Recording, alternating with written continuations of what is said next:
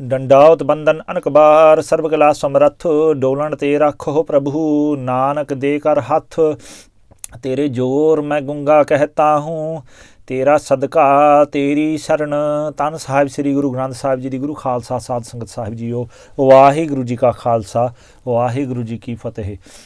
We're blessed again to be gathered together so we can learn from the teachings of our gurus, helping us on our path, breaking free from the birth and death life cycle in this spiritual path to oneness with the Almighty Lord Akal Purkh Vaheguru. Today is the day of Jeth Sangrand.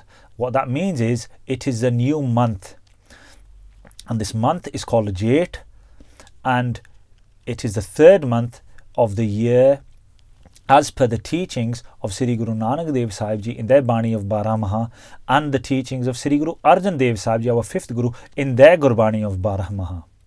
And previously we have taken the teachings of Jeth, which is the first month in the new year, of Vaisakh, the second month, and this is the third month of the year as per Gurbani, and we want to see what teachings Guru Sahib Ji has given us so we can take those into this month and develop them into our lives. Guru Arjan Dev Sahib Ji blesses Har Jeth Jodanda Lodi hai. Har Hari Akal Purkh Vaheguru, Jeth the name of the month. Jodanda means to join, Jodna to join. Lodi hai means chahida hai, we should. So in this month of Jeth we should join with Hari Akal Purkh Vaheguru, Hari, the one who blossoms, who blesses us so we blossom from within. Harya Parya Karan Wala.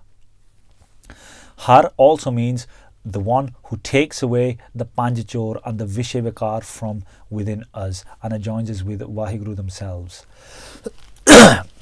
So in this month of Jeth we should join with Hari Akal Purkh Vaheguru.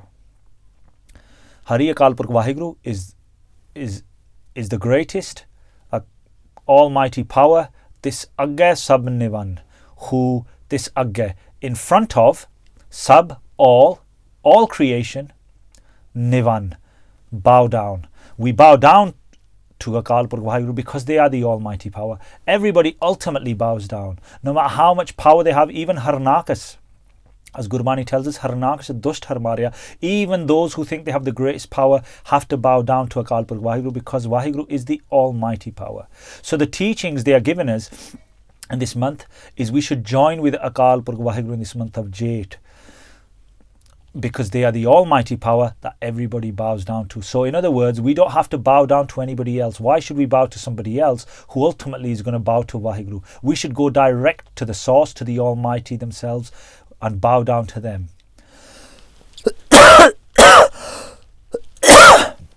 Now Jeth also means the eldest or greatest, the biggest. So in Punjabi we say Jetha Puttar, the eldest child. So Jeth means the greatest, the greatest. Now if we think of the kind of gun, the qualities we have, one quality we need is Bairag.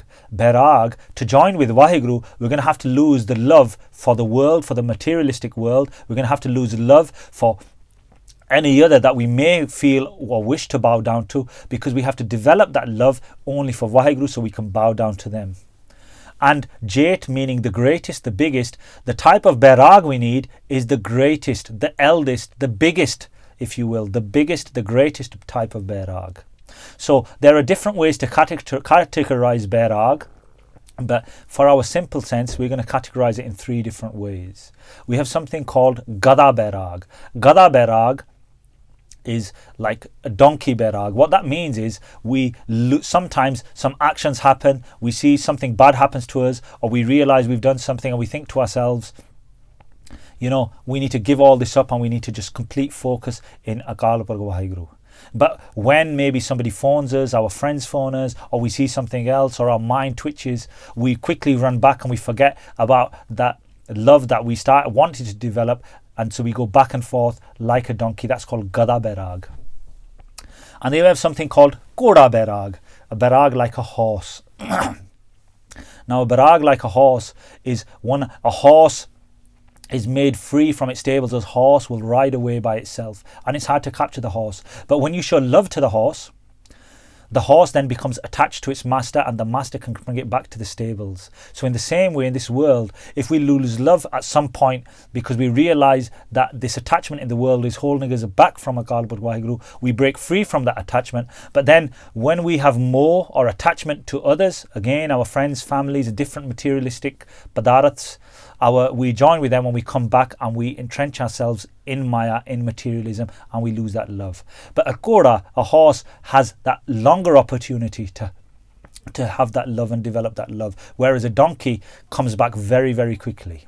But the greatest type of barag, if we're using these animals to describe that, is sher barag, a barag like a lion. If a lion breaks free from its captor, there is no way that you bring the lion back into captivity. The only way is you have to kill that lion. So that is like the teaching, Pehla Maran Kabul, Jeevan Ki Shad Aas. The first teaching, Pehla Maran Kabul, we have to accept death and don't have that aas, that hope of living, because we all have to die one day. So we should accept that straight away, and that should help us develop a sher type of barag. The only way that we're going to lose the love for Waheguru is when we die within this world, because we have given up everything. And just like a sher, a lion cannot be brought back into captivity without killing it. In most instances, that is the type of barag, the greatest type of barag that we must develop. So Jeth means eldest, Jetha Puttar in that sense, or greatest or biggest. So Har Jeth Jodanda Lodi hai. So if we, in this month of Jeth, we must develop the greatest type of barag.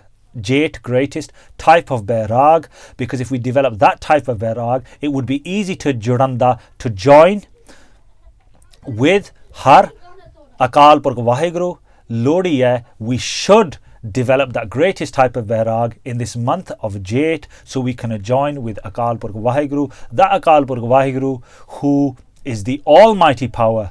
And no, it doesn't matter what type of power anybody else has, they all in front of Akal Purkh Waheguru have to bow down. That is the teaching that Guru Arjan Dev Sahib Ji has given us. Let us hope and pray that we can develop that type of barag, the lion barag. So not a donkey barag where we're flittering back and forth, not a horse type of barag where we can go for extended periods but we still come back, but a type of barag which is like a lion, that once we break free and we develop for love, the love for Waheguru, our attachment to this world doesn't break the love for Waheguru and bring us back into materialistic ways, into the Maya.